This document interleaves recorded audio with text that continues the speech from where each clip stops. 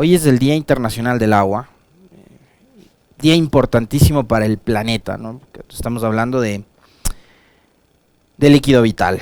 El Día Mundial del Agua se celebra cada 22 de marzo para recordar la relevancia de este líquido esencial para la vida de todas y todos en el planeta, a pesar de que todas las actividades sociales y económicas dependen en gran medida del abastecimiento de agua dulce y de su calidad. 2.200 millones de personas viven sin acceso a agua potable en el mundo. Esta celebración tiene por objetivo crear conciencia acerca de la crisis mundial del agua y la necesidad de buscar medidas para abordarla de manera que alcancemos los objetivos de desarrollo, sobre todo el número 6 de estos ODS que plantean las Naciones Unidas, que es agua y saneamiento para todos antes del año 2030, año en el que el gobierno de Lenín Moreno nos decía que íbamos a tener un mundial de fútbol. Ojalá para ese año podamos tener agua para todos y todos, ¿no? Este 2022 el foco de atención se centra en las aguas subterráneas, unas aguas invisibles cuyos efectos se aprecian en todas partes. Se trata de aguas que se encuentran bajo tierra, en los acuíferos, formaciones de rocas, arenas y gravas que contienen cantidades importantes de agua tras alimentar manantiales, ríos, lagos y humedales. Las aguas subterráneas finalmente se filtran en los océanos. Su principal fuente de recarga es la lluvia y la nieve que se infiltra en el suelo y pueden extraer a la superficie por medio de bombas y pozos. La vida no sería posible sin ellas. La mayoría de las zonas áridas del planeta dependen por completo de este recurso que suministra una gran proporción de agua que utilizamos para fines de consumo.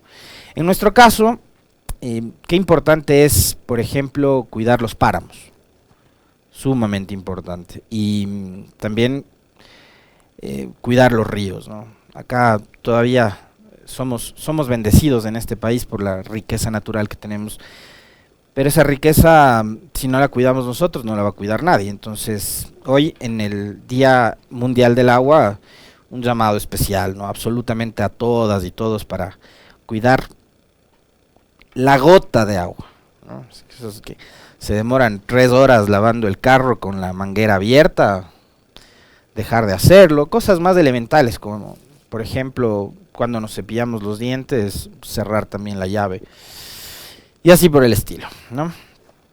22 de marzo, martes 2022.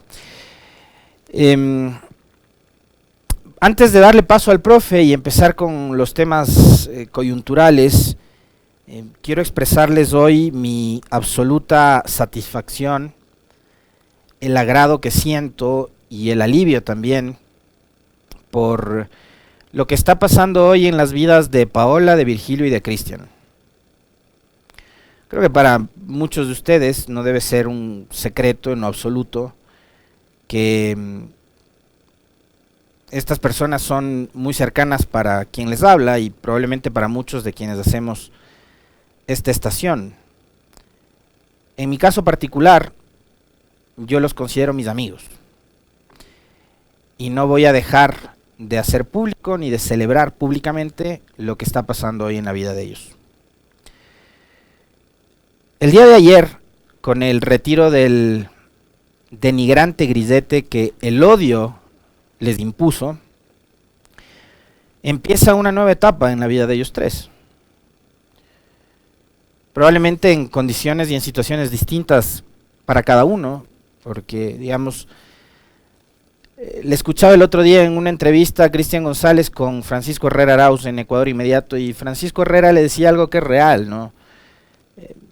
De Cristian poco se sabía, porque él no es de los típicos políticos que están siempre en las pantallas, que, digamos, no, Cristian tampoco es que ha tenido un recorrido político como el de Paola, que fue ministra, secretaria de la política, 2 veces asambleísta, hoy es prefecta. Virgilio, que fue es parlamentario andino, que fue asambleísta constituyente, fue 2 veces asambleísta, fue también consejero de gobierno, y ha sido una figura pública que ha estado también en la política durante largo tiempo.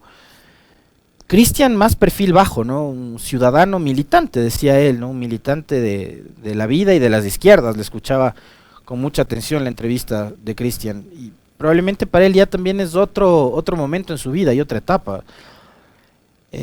Pero no deja de ser, digamos, también una satisfacción y probablemente un nuevo camino para él, ¿no?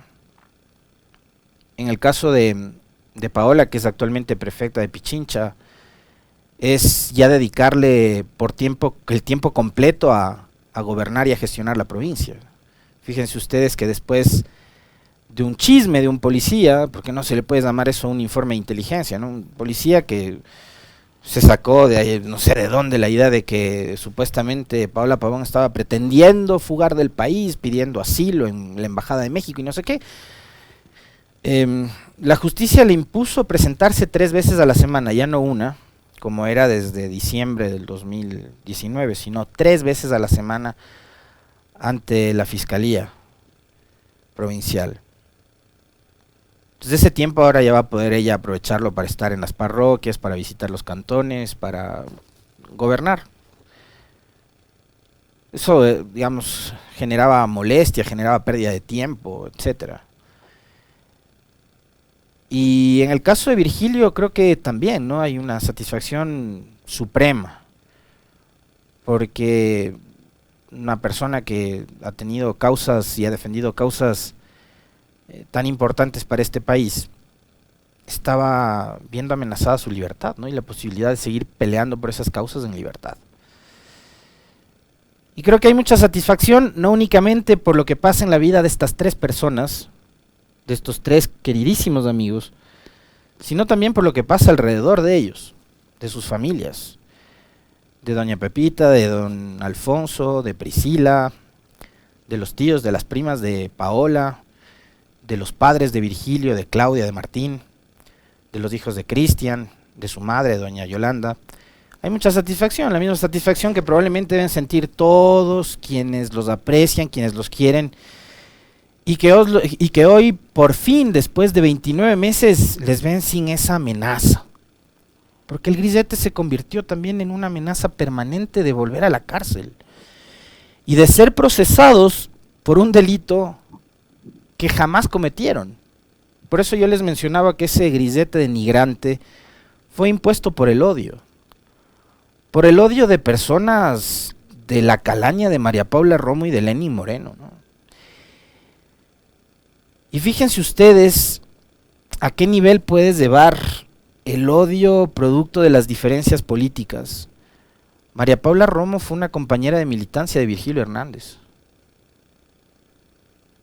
Eran amigos y lo persiguió.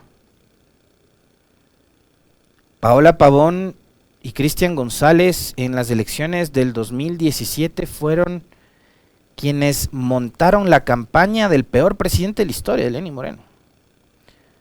Moreno militó en la revolución, militó entre comillas, ¿no? El tipo creo que no milita en nada, pero los engañó durante 10 años y tanto confiaba en el trabajo territorial, político, de base que hacían Paola y Cristian, que fueron ellos quienes lideraron la campaña del 2017 que finalmente les llevó a este impresentable a ser presidente de la República. Y este sujeto los encarceló. Al siguiente día, o bueno, el mismo día, el 10 de marzo, en que se aprobaban con 99 votos las amnistías en la Asamblea, como a nosotros nos encanta recordar y refrescar la memoria, que además en el caso de los ecuatorianos la memoria es súper frágil, porque no comemos chochos, ni habas, ni pescado, lo que deberíamos hacerlo cotidianamente. Recordábamos ese video, ¿no? En plenas movilizaciones de octubre de Lenín Moreno, donde él, sin más argumentos que su bronca, que su odio, que la influencia que generaron en él todos quienes lo rodearon, responsabilizaba de todo lo que sucedía en Quito y durante los días de octubre a Paola y a Virgilio, al correísmo, etcétera, ¿no? Y ahí se origina toda esta persecución horrible que por fin ayer se ha terminado. Así que repito lo que les dije al inicio de este espacio de opinión.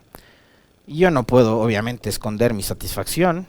Es un día especial. Ayer fue un día especial. Hoy también lo es y probablemente seguirán siendo los días que vienen de igual manera. Días para celebrar después de la vida probablemente uno de los derechos más fundamentales que existen, que es el de la libertad. Libertad que nunca debió haber sido arrebatada de la vida de estos 3 ciudadanos que han cometido un delito, que es el militar, que es el pertenecer a una corriente política que ha sido observada, muy observada, durante los últimos años, de una manera bastante morbosa, que es la Revolución Ciudadana y el correísmo. Ese probablemente es el pecado que cometieron Paola, Virgilio y Cristian. Ser militantes de la Revolución Ciudadana.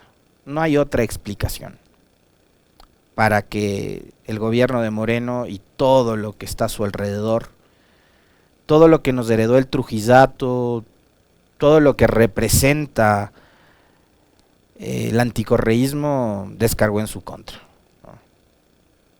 Más de 70 días en la cárcel, persecución, casi haberle arrebatado, en el caso de Paola, el cargo de prefecta, por el tiempo que ella permaneció privada de la libertad. Un cargo que ella no se lo encontró en una funda de papas fritas o de cachitos, ¿no? Como a algunos sí les ha pasado, que abren la funda de papas fritas y ¡pum!, les aparece una alcaldía. No, Paola ganó una elección en marzo del 2019. Y eso casi le arrebatan también, ¿no?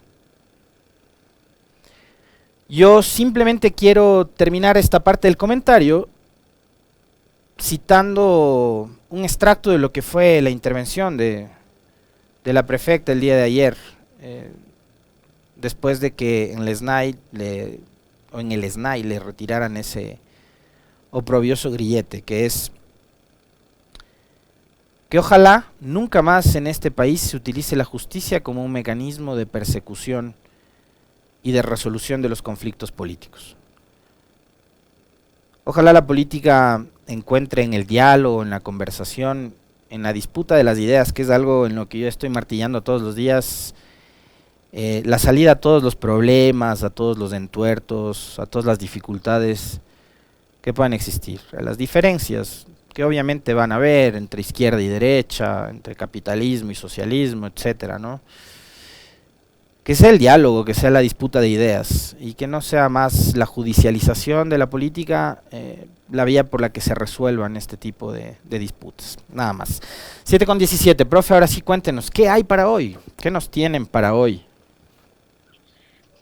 Perdón, antes habría que añadir una frase.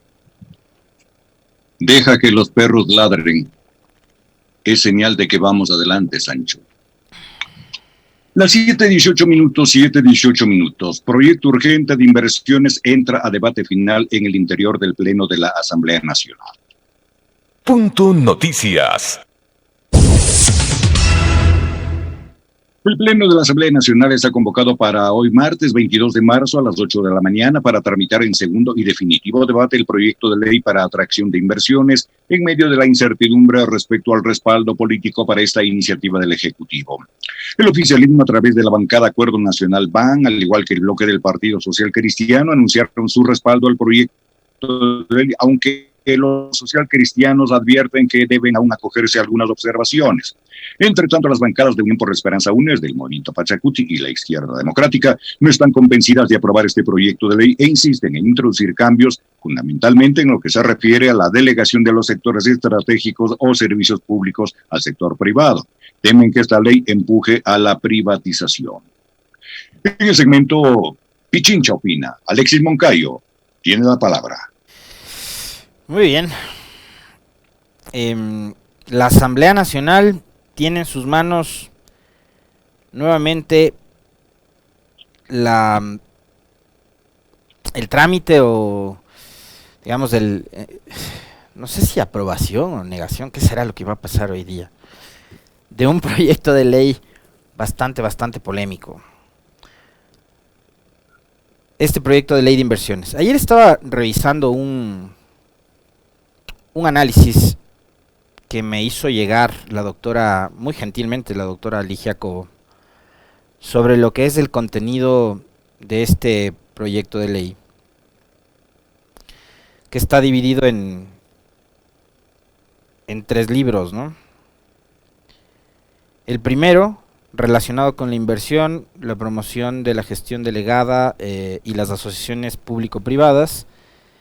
El libro 2, que corresponde a la transformación digital. Y el libro 3, las reformas a varios cuerpos legales, artículos 79 a 260.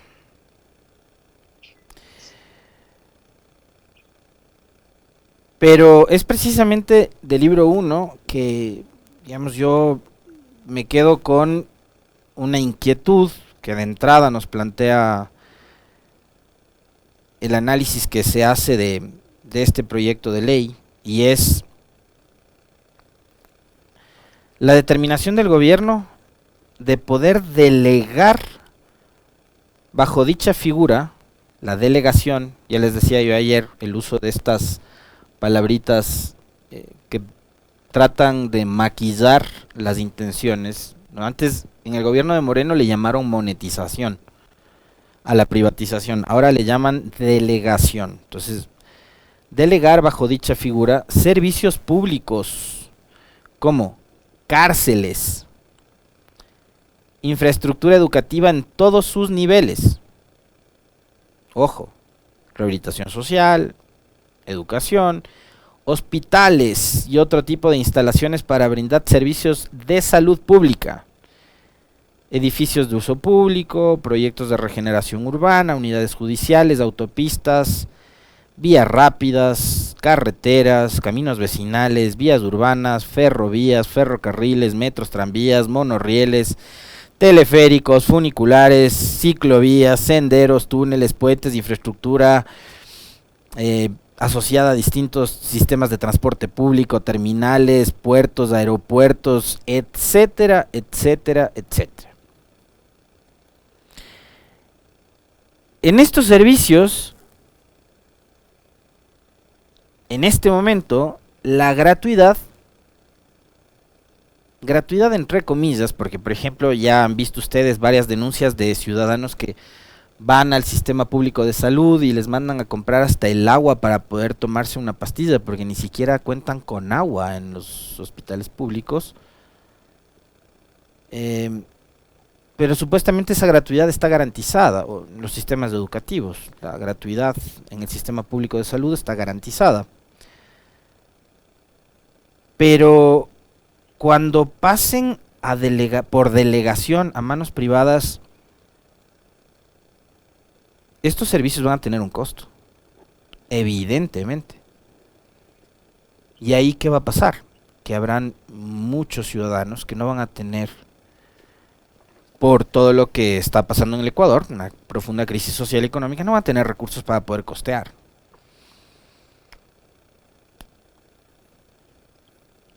Entonces, este proyecto de ley que plantea esto, de entrada, el tema de la delegación de los servicios públicos a manos privadas, lo que podría ocasionar que estos servicios públicos, que ahora son gratuitos, pasen a tener un costo.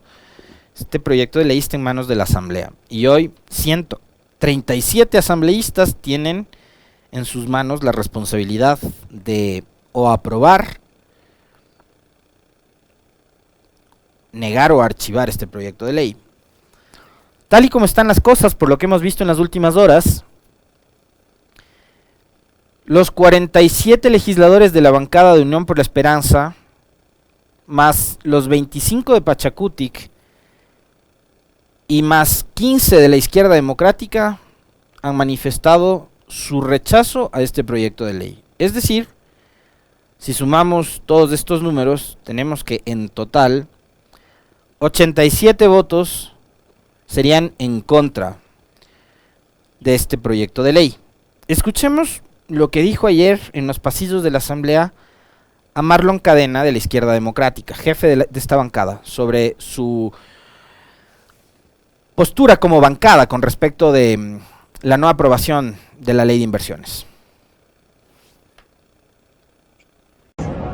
Nos preocupa muchísimo que este proyecto no va a apoyar justamente la creación de empleos, ni tampoco las inversiones van a ir enfocadas en beneficio del país. ¿Significa que votarán en contra o se abstendrán? La definición exacta de apoyar, de no apoyar o votar en abstención todavía está en discusión. Sin embargo, nos preocupa y está en la línea de que no nos sumamos a ¿De quién dependerá que ustedes tomen una decisión a favor o en contra sobre esto?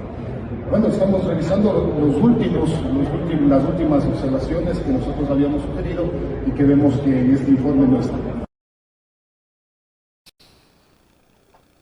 Muy bien, él era Marlon Cadena de la Izquierda Democrática, diciendo que no van a apoyar.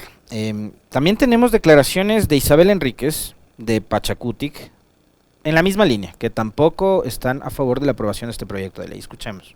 Le quiero manifestar que el proyecto de inversiones, primeramente, no es un proyecto claro, no demuestra que puede haber transparencia desde la parte privada pública, tal como lo manifiesta, y a su vez también necesitamos que se necesiten aclarar temas como el término delegaciones, hasta dónde la parte pública puede beneficiarse de la parte privada y sucesivamente. Y en este caso también, cómo se puede transparentar los recursos y las acciones que van a ser administradas, comprometidas, ¿no?, en el momento que se hagan esas alianzas estratégicas. Entonces, en este caso, viéndolo así como está, no hay dentro de la ley de inversiones, más claro, no está muy claro esa parte, ¿no? Los fondos públicos son muy sagrados, se necesita que las acciones que se realicen sean transparentes y que también entren también las instituciones de control para que de esta manera... Y finalmente escuchémosle en esa misma línea a Ronnie Aleaga, de la bancada de Unión por la Esperanza, diciendo que no van a votar a favor del proyecto de inversiones. Nosotros no apoyaríamos este proyecto de la ley de inversiones porque creemos que es nuevamente le están metiendo al pueblo gato por liebre. Nuevamente, sobre pretexto del bienestar, del beneficio del ciudadano ecuatoriano, lo que tratan de hacer es una privatización camuflada de las instituciones públicas, de los servicios públicos. El tema de las zonas francas tampoco se regula y sobre todo se quiere fortalecer el trabajo de la banca. Recordemos que aquí se modifican 18 cuerpos legales, dentro de los cuales también está el Código Monetario y Financiero, que nada tiene que ver con el tema del desarrollo de inversiones, y por eso, por más propuestas que hemos realizado, no estamos contentos ni satisfechos con el informe que ha ido para segundo debate, y por eso la bancada de Unión por la Esperanza ha decidido no respaldar este proyecto. Ahí tienen a los que no votarán a favor de la aprobación de este proyecto de ley. Suman 87 en total. Ahora escuchemos a Esteban Torres del Partido Social Cristiano, que en contrapartida dice su bancada, como es lógico, porque digamos tienen la misma visión económica y porque de alguna forma vuelven al origen, ¿no?, de esa alianza que los llevó a juntarse con Lasso y entre PSC y Creo ganar las elecciones de 2021, tanto pasar a la segunda vuelta, lo cual consiguieron el 7 de febrero, como ganar finalmente la contienda electoral el 11 de abril. Escuchemos qué dijo Esteban Torres. La ley no es mala, la ley necesita precisiones, correcciones y mejoras. Nosotros hemos presentado ya formalmente las observaciones de la ley, fueron acogidas en el informe para segundo debate, y en ese sentido nosotros respaldamos el texto. Vamos a estar atentos a que ya en el texto de votación final, que seguramente no será en la sesión del martes, sino quizás en los siguientes días, estén presentes esas observaciones para evidentemente respaldar el texto. Y digamos, ya se nos va terminando el tiempo para el comentario, pero digo, y un poco a manera de sarcasmo, de ironía, ¿saldrá nuevamente Jorge Ortiz o los pelagatos con esos sesudos de análisis a decir que hay un pacto entre Nebot y Lasso nuevamente? Así como decían que Nebot y Correa y no sé qué. Cada votación es la oportunidad para que se hable de un pacto. Como que si detrás de votaciones tan importantes como esta, por ejemplo, o como el tema de las amnistías, no hubiese mucho más que solo el sesgo con el que opinan algunos periodistas o algunos analistas. acá, como les dije, en el caso del Partido Social Cristiano, vuelven a su origen, ¿no? Ellos fueron parte de una alianza política que ganó las elecciones y son dos tiendas políticas, son dos corrientes ideológicas que en materia económica, de empresa, de libre mercado, tienen la misma visión, la misma opinión, piensan igual. Entonces, ¿por qué habría que decir que en este momento hay un pacto entre Nebot y Lasso? Pero ya, digo, esto es a manera de sarcasmo, de ironía, ¿no? Lo otro es, esos 87 votos que están diciendo no van a apoyar, tendrán que tomar una definición, porque no es solo votar en contra o abstenerse. Ese voto de la abstención, que es un voto bastante tibio, que demuestra que no hay definiciones ante una decisión tan importante. Yo soy de los que considera que en una potencial reforma a la ley orgánica de la función legislativa, la abstención debería votarse de la forma de votación, debería eliminarse, debería suprimirse la abstención como forma de votación. O es sí o es no, simple. Porque la abstención es una bonita forma también de lavarse las manos, o de tratar de quedar bien con todo el mundo, o para usar más frases coloquiales, la mejor forma de hacerse el pendejo es la abstención. Ante un momento de definiciones, o es sí o es no. Entonces, en este caso, votar no o abstenerse daría lugar a que ocurra algo parecido a lo que pasó con la ley creando oportunidades en noviembre. Es decir, que pase por el Ministerio de la Ley tal cual envió el Ejecutivo, lo cual sería lamentable para el país, por lo que yo les señalaba de entrada, ¿no? Que se trata de un proyecto de ley que busca prácticamente privatizar todo tipo de servicios. Y hay algunos en los que yo digo, no me opongo de entrada, como por ejemplo la concesión de carreteras. O sea, si yo pago un peaje de $1 o $2 para tener una carretera de 100, 200 kilómetros en buen estado, no tengo problema. Pero otra cosa es privatizar educación, salud, cárceles, para segmentos de la sociedad que no tienen recursos. Eso ya es totalmente distinto.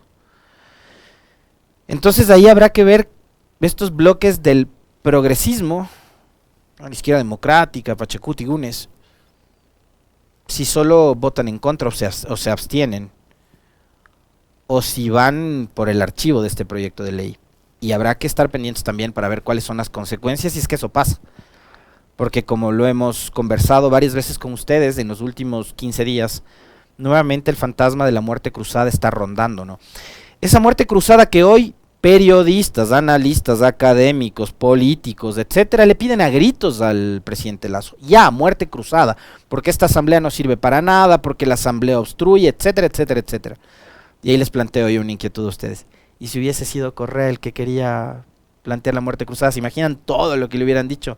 Dictador, autoritario, Hitler. Habría sido Correa.